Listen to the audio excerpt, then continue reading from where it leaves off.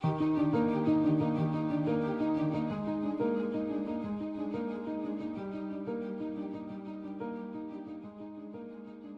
sobre a Animar e o que é a Animar, a Associação Portuguesa para o Desenvolvimento Local, o que é esta extraordinária organização, que é uma organização representativa da economia social, também na sua vertente mais solidária, mas numa lógica associada à promoção e capacitação das pessoas, dos territórios, mas o desenvolvimento local, acima de tudo, é juntar e organizar as pessoas de forma coletiva.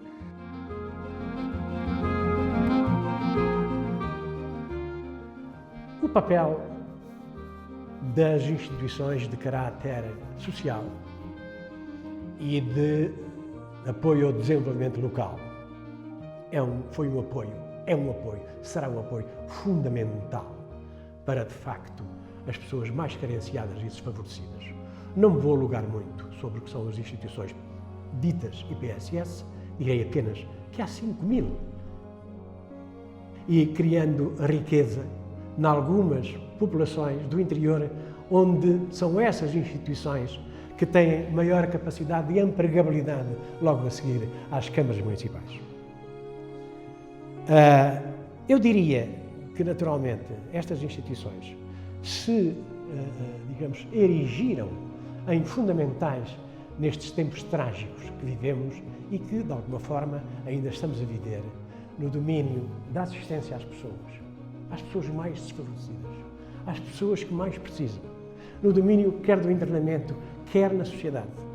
Estas organizações estão a responder em Portugal, e de modo efetivo, às necessidades humanitárias agudas, coordenando com as autoridades de saúde, de segurança social e as câmaras municipais para fortalecer a capacidade de resposta às necessidades sociais, implementando medidas de prestação de cuidados integrados de saúde e apoio social a pessoas portadoras de deficiência e idosos, para reduzir simplesmente o risco de contágio e ajudar a aliviar a pressão dos hospitais, adaptando e reforçando os serviços de apoio domiciliário, fornecendo refeições e medicamentos para pessoas altamente dependentes e infelizmente, sem retaguarda familiar, garantindo a segurança das pessoas idosas nas suas próprias casas, fazendo as compras que eles necessitam e outros serviços que, de facto, a quem quase se sente segregado socialmente, são fundamentais.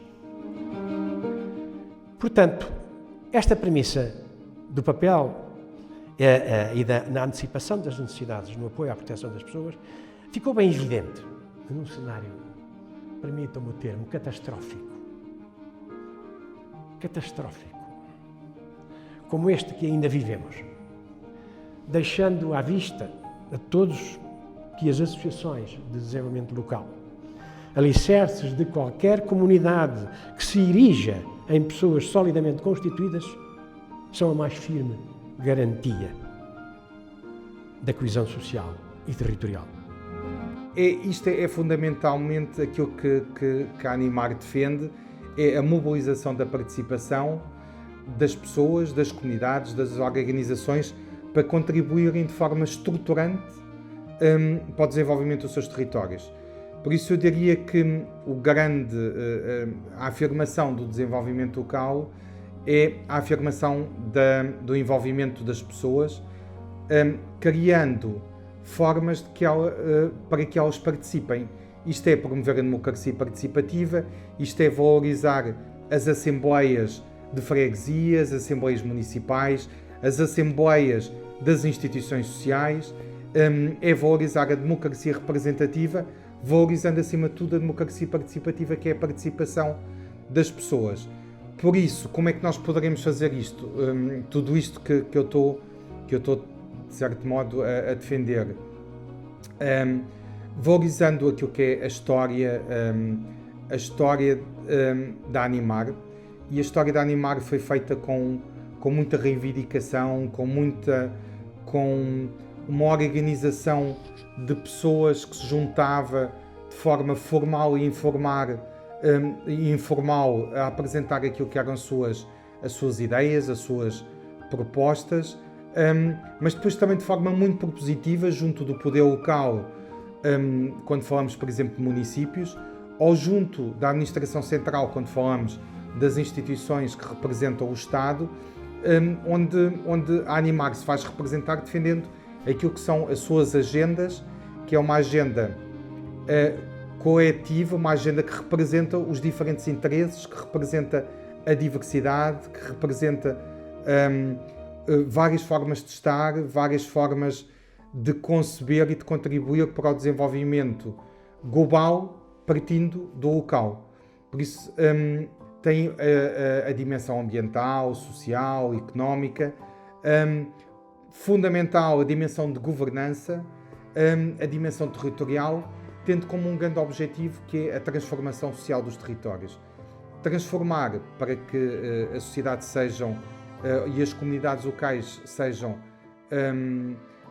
justas na forma como envolvem as suas diferentes instituições sociais, que envolvem as diferentes gerações, sejam crianças, jovens, famílias, adultos com idades mais avançadas, seja o que for, o importante é que o desenvolvimento que se constrói nos territórios seja com todas as pessoas e não apenas para as pessoas. E como é que o como se constrói? De forma coletiva, de forma organizada, através das associações que representam determinados interesses, que representam, e quando digo interesses, são interesses de cariz popular, de cariz cultural, de cariz de organização coletiva, por exemplo, associado à agricultura ou associado a outras áreas de interesse. Ou seja, é importante pensarmos que o desenvolvimento, se é para as pessoas, tem que ser feito com as pessoas. A escola pública é a última oportunidade para algumas crianças e jovens terem contacto com outras realidades. E é bom que todos nós, enquanto sociedade, tenhamos consciência disto. Crianças que vivem ou com famílias disfuncionais, ou com famílias com muitas dificuldades financeiras, não vão a um museu, não vão a um cinema, não vão a uma galeria de arte, nem provavelmente saem do seu bairro. Portanto, a escola pública tem que ter esta noção de que realmente a última oportunidade para aquela criança de conhecer outras realidades, de obter outros conhecimentos, é através da escola. Ora bem, qualquer um de nós nasce numa comunidade e é nessa comunidade que nós vamos criar as nossas raízes culturais, identitárias, mas sobretudo que vamos ter aprendizagens. Não é só a escola que tem o poder de nos facilitar ou promover aprendizagens, é na própria comunidade. E então nas zonas rurais isso ainda é mais evidente, porque a proximidade é maior e, portanto, aprende-se com o Sr. Manuel, que entretanto faz pão, com a Sra. Dona Joaquina, que entretanto faz crochê, ou faz algo dentro da sua própria comunidade que é específico daquela comunidade. Portanto, mais uma vez, reforço a importância das escolas abrirem as portas, não deixarem de haver muros. Não pode haver muros, não pode haver portões. Tem que haver uma entrada da comunidade, das famílias, dos pais, dos avós, dentro das escolas, porque são eles que nos trazem a nossa identidade cultural e que, ao mesmo tempo, nos permitem aprender aquilo que faz parte da nossa raiz cultural, não é? Como eu já referi, as questões identitárias de determinadas comunidades que são fundamentais. Por exemplo, aqui em Setúbal, a questão da pesca, a questão das redes, da construção das redes de pesca, portanto, é um património que é nosso, que é local e que muitas das vezes não é divulgado. E aqui a escola tem o papel fundamental de trazer efetivamente essas aprendizagens para dentro da sala de aula. Quando falo das assembleias de crianças e de jovens, falo de algo para ser implementado de forma regular, não como uma brincadeira nem um jogo, não. Há algo em que as crianças e os jovens possam participar na sua comunidade local. Há algo que seja regular, uma participação numa Assembleia Municipal. Se não, fazemos assembleias de crianças e elas esgotam-se em si próprias. Temos que extravasar as ideias dessas crianças e trazê-las ao poder local.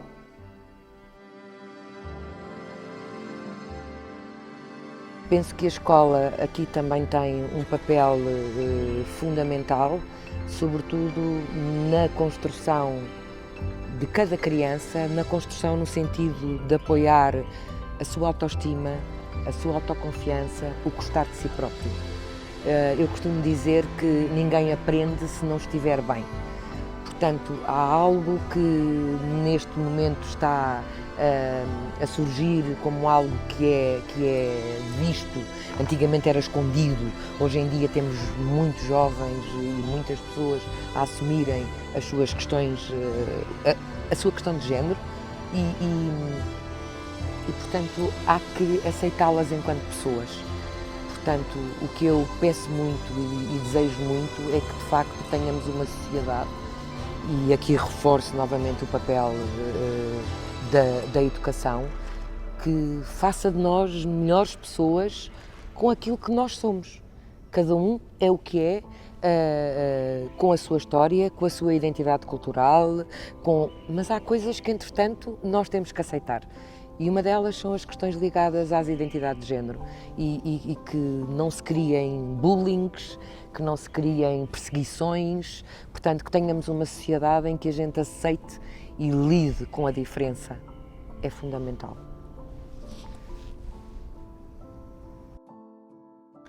Nós trabalhamos há muitos anos com pessoas adultas, nomeadamente com mulheres de baixa escolaridade, para o seu desenvolvimento pessoal e pensar no que fazer da vida, e com técnicos e técnicos que trabalham com essa população. Trabalhando com estas mulheres, percebe-se de forma muito evidente a discriminação estrutural entre mulheres e homens na nossa sociedade. E percebe-se também o quanto a infância destas mulheres as marcou no papel que é esperado das mulheres, que é um papel na esfera privada do cuidar e não um papel na esfera pública, embora sempre tenham trabalhado. E também percebe-se nos homens o que é esperado deles na esfera pública de aventura e de afirmação. E percebe-se que se as coisas tivessem sido alteradas na infância, se a educação que receberam na infância fosse para papéis transversais, igualitários, que ambos, meninas e meninos, podem escolher e desempenhar todos os papéis que querem, que a situação seria totalmente diferente. Muitas vezes pensa-se que os brinquedos são escolhidos pelas crianças, que são as crianças que os escolhem, quando os brinquedos são pré-determinados em bebé por quem os oferece, e já os oferece diferentes a bebés meninas e a bebés meninos, e são pré-determinados ao longo de toda a infância, também nos infantários e nas escolas. Pensemos num exemplo, que é o cantinho das bonecas e da casinha e o cantinho dos carros e dos legos. O cantinho dos carros e dos legos permite partir à aventura, permite construir, permite o engenho, permite inventar coisas novas. O cantinho das casas treina para o cuidar, mas para papéis pré-estabelecidos. Aqueles brinquedos têm uma função e uma só. A boneca, o tachinho, a colher, têm só uma função, e uma função de cuidar. Muitas vezes este canto também é decorado de forma pré-formatada para raparigas, com florzinhas, com coraçõezinhos, etc. E não apetecível para os rapazes também irem brincar aí. Quando crescem, as raparigas foram treinadas ao longo de toda a sua infância para o papel de cuidadoras, e para um papel de estar ao serviço dos outros. Os meninos foram treinados para o engenho, para a descoberta, para a aventura. Há desigualdade estrutural com base no sexo, entre as raparigas e os rapazes, entre as mulheres e os homens. Somam-se com frequência desigualdades a que são sujeitas outras diferenças. Diferenças ao nível da etnia, diferenças de pessoas que sejam portadoras de deficiência, diferenças devidas à forma do corpo, diferenças, das mais variadas diferenças, que são sujeitas a discriminação. Essas diferenças somam-se, não são autónomas das desigualdades com base no sexo. A discriminação a que são sujeitas essas diferenças somam-se à discriminação que já existia com base no sexo. Esta prática de discriminação que se vão multiplicando tornam a nossa sociedade extremamente desigual, extremamente competitiva e extremamente violenta. Efetivamente, a discriminação, as desigualdades resultam de diferenças de poder, em que um grupo de pessoas se considera mais igual do que outras pessoas, com mais poder, com autorização social para exercer várias formas de violência sobre as outras pessoas. Violência esta que muitas vezes é estrutural, é naturalizada. Claro que depois também há violência em sentido contrário. Violência gera violência. É por isso que quando lutamos por políticas de igualdade, e nomeadamente de igualdade de género, estamos a lutar simultaneamente pela desnaturalização da violência, pelo que o cuidar seja central a todas as políticas. Cuidar dos outros, cuidar de nós próprios, cuidar do planeta, seja o objetivo central de todas as políticas, o objetivo de atingir o bem-estar. Isso é uma política contra a violência. Sendo que o trabalho talvez que seja mais relevante é aquilo que a Animar faz muito bem, que é contribuir para o reforço da agenda da Animar e a agenda política, das suas propostas, das suas reivindicações, sendo uma grande reivindicação as questões da igualdade, da participação, e porque é assim que se constrói o desenvolvimento local, desde pequenino, ou seja, desde as crianças, desde as escolas, até as fases em que somos que somos adultos, temos responsabilidades, mas aí a nossa responsabilidade tem que ser uma responsabilidade associada à coerência entre aquilo que defendemos e aquilo que fazemos. E a Animar é uma instituição muito coerente entre aquilo que defende, aquilo que faz, a forma como faz, e é isto a Animar.